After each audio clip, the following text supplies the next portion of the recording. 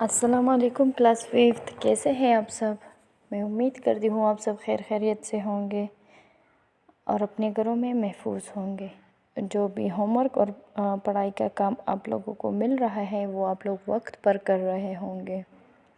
Okay class fifth, پچھلے سبق کی ہم نے پڑھائی اور مشق کی تھی، تو آج ہم نیا سبق پڑھیں گے۔ تو سب سے پہلے آپ سب اپنی اسلامیات کی کتاب نکال لیں۔ Very good. اوکے، آج کا جو ہمارا عنوان ہے وہ ہے سبق نمبر 7، پیارے نبی صلی اللہ علیہ وآلہ وسلم کی پیاری باتیں۔ اوکے بچوں، آج کے سبق میں ہم پیارے نبی صلی اللہ علیہ وسلم کی باتیں پڑھیں گے، ان کی اخلاق اور عادات کے بارے میں پڑھیں گے، اور انہوں نے جو جو ارشادات اور جو احادیث بیان کیے ہیں تو آج ہم ان کے بارے میں پڑھیں گے۔ اوکے، سب اپنی بک کی طرف دیکھیں۔ اوکے، حدیث۔ نبی اکرم صلی اللہ علیہ وسلم کے قول، فعل اور تقریر کو حدیث کہتے ہیں۔ حدیث کی 3 اقسام ہیں: قولی حدیث، فعلی حدیث، تقریری حدیث۔ قولی حدیث سے مراد نبی اکرم صلی اللہ علیہ وسلم کے اقوال و ارشادات ہے۔ فعلی حدیث سے مراد آپ کے افعال کام ہے، اور تقریری حدیث سے مراد صحابہ کے وہ کام ہیں جن کی آپ صلی اللہ علیہ وسلم کو اطلاع ہوئی، لیکن آپ صلی اللہ علیہ وسلم نے ان سے منع نہیں فرمایا۔ نبی اکرم صلی اللہ علیہ وسلم کی پیاری باتیں۔ اوکے، تو اوپر جو تھا تو وہ تو حدیث کی تفصیل تھی، مطلب قولی حدیث، فعلی حدیث اور تقریری حدیث کے بارے میں تھی۔ اب پیارے نبی صلی اللہ علیہ وسلم کی پیاری باتیں پڑھیں گے۔ اوکے بچوں، لا یؤمن احدکم حتی یحب لأخیہ ما یحب لنفسہ۔ ترجمہ: تم میں سے کوئی شخص اس وقت تک مومن نہیں ہو سکتا جب تک وہ اپنے بھائی کے لیے وہی پسند نہ کرے جو وہ اپنے لیے پسند کرتا ہے۔ اوکے، تو حضور صلی اللہ علیہ وسلم نے کیا فرمایا ہے؟ وہ کہتا ہے کہ جو چیز آپ اپنے لیے پسند کرتے ہیں تو وہ دوسروں کے لیے بھی پسند کرے۔ مطلب آپ اپنے لیے انسان اپنے لیے اچھا ہی سوچتا ہے، کوئی بھی انسان اپنے لیے برا تو نہیں سوچ سکتا۔ تو حضور صلی اللہ علیہ وسلم نے کیا فرمایا ہے کہ آپ جیسا اپنے لیے چاہتے ہیں، جیسا اپنے لیے سوچتے ہیں ویسے ہی دوسروں کے لیے بھی سوچیں۔ یہ ایک جامع حدیث ہے جس میں بتایا گیا ہے کہ ایک مسلمان کو دوسرے مسلمان کے ساتھ کیسا رویہ اپنانا چاہیے۔ اس کا معیار یہ ہے کہ جو توقعات ایک شخص دوسروں سے اپنے لیے رکھتا ہے خود بھی دوسروں کے لیے ویسا ہی بن جائے۔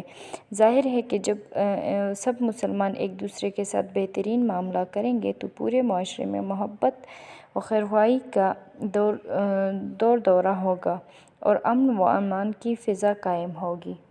اوکے، تو اس میں دوسری بات کا بھی ذکر کیا گیا ہے کہ مطلب انسان جو ایکسپیکٹیشن دوسروں سے رکھتا ہے، مطلب جو امیدیں، جو خواہشات دوسروں سے رکھتا ہے، سیم اسی طرح ان کو چاہیے کہ وہ وہی دوسروں کے ساتھ بھی کرے۔ جو توقعات آپ دوسروں سے رکھتے ہیں وہی آپ خود بھی کیا کریں۔ اوکے بچوں، چلے اب دوسرے صفحے پہ چلتے ہیں۔ لہٰذا ایک مومن اپنے لیے جو پسند کرتا ہے دوسروں کے لیے بھی وہی پسند کرے۔ جس طرح اپنے فائدے کا خیال رکھتا ہے اسی طرح دوسروں کے فائدے کا بھی خیال رکھے۔ جس طرح اپنے لیے نقصان کو پسند نہیں کرتا دوسروں کے لیے بھی پسند نہ کرے۔ اپنے آپ کو خود غرضی سے بچا کر رکھے۔ اوکے، پھر ہے ایک حدیث ہے، من لا یرحم لا یرحم۔ اوکے، ترجمہ: جو دوسروں پر رحم نہیں کرتا اس پر رحم نہیں کیا جاتا۔ اس حدیث میں نبی اکرم صلی اللہ علیہ وسلم نے اس حقیقت کو واضح کیا ہے کہ جو شخص اللہ تعالیٰ کی رحمت کی امید رکھتا ہے اسے چاہیے کہ وہ مخلوق خدا پر رحم کرے، اللہ اس پر رحم کرے گا انشاءاللہ۔ اوکے، پھر دوسری جگہ پر حدیث ہے، الدین النصیحۃ۔ ترجمہ: دین خیرخواہی کا نام ہے۔ اس حدیث کا مطلب ہے کہ ایک مسلمان دوسرے مسلمان کے لیے فائدے اور بھلائی ہی کی بات سوچتا ہے، وہ دوسروں کو نقصان نہیں پہنچاتا۔ اوکے، پھر دوسری جگہ ارشاد ہے، وَلَا تَحَاسَدُوا۔ اور ایک دوسرے سے حسد نہ کرو۔ دوسروں کی خوبیوں کو دیکھ کر دل میں کرنا حسد کہلاتا ہے۔ حسد کرنے والے کی خواہش ہوتی ہے کہ دوسرے آدمی کی خوبیاں ختم ہو جائے، اس لیے وہ اسے نقصان پہنچانے کی فکر میں رہتے ہیں۔ حضرت محمد صلی اللہ علیہ وسلم نے ہمیں دوسروں سے حسد کرنے سے منع فرمایا ہے۔ اوکے بچوں، تو حسد جو ہے، تو حسد بہت زیادہ بری بات ہے۔ حسد جو ہے، حسد نیکیوں کو سوکھی لکڑیوں کی طرح کھا جاتی ہے۔ مطلب آپ لوگوں نے جتنے بھی نیکیاں کی ہوگی، اگر آپ لوگوں کے دل میں حسد آیا کسی کے لیے، مطلب حسد کا دوسرا نام تو جلن ہے، مطلب اگر آپ لوگوں کے دل میں کسی کے لیے حسد اور جلن پیدا ہوئی تو آپ کی جو بھی نیکیاں ہوں گی تو وہ جل جائیں گی، وہ جل کر راکھ ہو جائیں گی، مطلب آپ کی کوئی بھی نیکی نہیں رہے گی۔ تو اس لیے حسد بالکل بھی نہ کریں۔ اوکے، پھر چلیے دوسرے صفحے پہ چلتے ہیں۔ اوکے، پھر ہے وَلَا تَبَاغَضُوا، ترجمہ، اور ایک دوسرے سے بغض نہ رکھو۔ نبی اکرم صلی اللہ علیہ وسلم نے مسلمانوں کو ایک دوسرے کے خلاف دلوں میں کینہ اور بغض رکھنے سے منع فرمایا ہے۔ کینہ اور بغض لڑائی اور جھگڑے کا باعث بنتا ہے۔ اوکے، پھر ایک حدیث اور ہے وَلَا تَدَابَرُوا، اور ایک دوسرے کی پیٹھ پیچھے برائی نہ کرو۔ اوکے، مطلب یہ ہے کہ دوسروں کے خلاف ان کی غیر موجودگی میں باتیں نہ کیا کرو، بلکہ ان کے منہ پر بات کہہ دیا کرو۔ اوکے، یہ جو پیٹھ پیچھے باتیں ہوتی ہیں تو اس کا بہت بڑا گناہ ہے۔ تو اس لیے اگر آپ لوگوں کے دل میں کسی کے بارے میں جو بھی ہو تو اس کے منہ پہ کہہ دیا کرو۔ منہ پہ کہنے سے کیا ہوگا کہ وہ وقتی طور پر آپ سے تھوڑا سا ناراض ہو جائے گا، لیکن اس کی ناراضگی پھر ختم ہو جائے۔ لیکن اگر آپ لوگ پیٹھ پیچھے اس انسان کے باتیں کرو گے تو آپ کا گناہ بھی بڑھے گا، اور جب اس انسان کو پتہ چلے گا تو اس کا دل بھی بہت زیادہ دکھے گا۔ تو اس لیے کوشش کیا کرے کہ کسی کی پیٹھ پیچھے آپ لوگ باتیں نہ کیا کرے۔ اوکے، اوکے، پھر ہے وَلَا تَجَسَّسُوا، ترجمہ، اور دوسروں کے عیب تلاش نہ کرو۔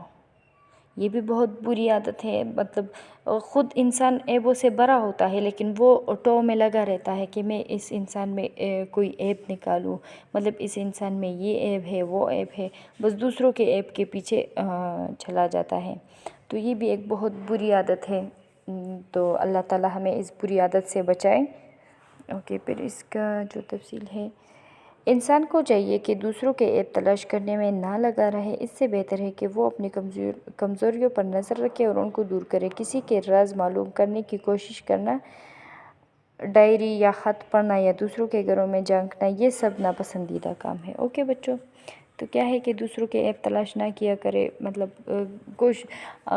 بعض لوگ ایسے ہوتے ہیں کہ وہ عیب تلاش کرنے کے لیے اس کے ڈائری، خط، گھروں میں جھانکنا اور ایک دوسرے سے پوچھنا کہ اس میں کیا عیب ہے، یہ اور وہ، تو یہ بہت گندی عادت ہے۔ تو اللہ تعالیٰ ہم سب کو ان ساری بری عادتوں سے بچائے، اور اللہ تعالیٰ ہمیں حضور صلی اللہ علیہ وسلم کے اخلاق اور ان کی عادات کے مطابق چلتا کرے۔ مطلب ہم میں بھی اللہ تعالیٰ وہی عادات اور وہی اخلاق ڈالے، مطلب ان میں جو صبر تھا اور ان کے جو اخلاق تھے، تو اللہ تعالیٰ ہمیں بھی ان عادات اور اخلاق سے نوازے، آمین۔ اوکے بچوں، امید ہے آپ لوگ سمجھ گئے ہوں گے۔ اپنا بہت سارا خیال رکھیے گا۔ اللہ حافظ۔